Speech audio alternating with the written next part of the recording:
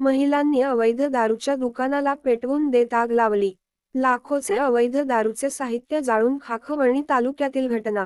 यवतमाळ जिल्ह्याच्या वणी तालुक्यातील मंदर या ठिकाणी मागील अनेक दिवसांपासून अवैध दारूचे दुकान इथे सुरू होते।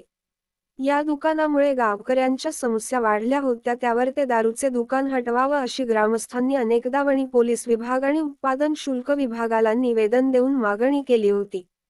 मात्र त्यानंतरही या ठिकाणी कुठलीच कारवाई झाली नाही आणि त्यामुळे आज संतप्त गावकऱ्यांनी हे अवैध दारूचे दुकान पेटवून देत आग लावली आणि त्या ठिकाणी असलेलं साहित्य पूर्ण जळून खाक झालं आहे।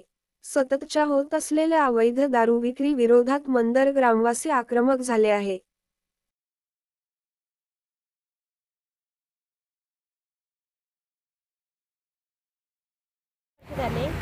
आमच्या गावामध्ये दारू विकत आहे, छोटे छोटे मुलं दारू पित आहे। त्याच्यासाठी आम्ही ग्रामपंचायतमध्ये दिलं आहे नोटीस वगैरे, आणि ग्रामपंचायतनी पोलीस स्टेशनमध्ये पण त्यांनी दिले आहे, पण त्यांनी पोलीसवाल्याला पण ऐकत नव्हते आणि गावकऱ्यांना पण ऐकत नव्हते। त्यामुळे आम्हाला आज लेडीजला समोर येऊन आमच्या गावाचं भलं करायचं होतं, आम्हाला त्या लेकराचं भलं करायचं होतं। ते लेकरं दारू पिऊन सुद्धा असे रोडनं फिरत राहायचे।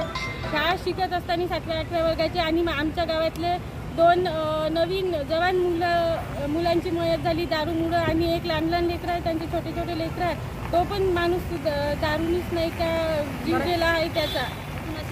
असे किती सारे आहे का दारूनं आज अशी व्यवस्था आहे मंदिरमध्ये का पायदल सुद्धा येऊन लोक दारू पित असते तिथे जवळ आहे।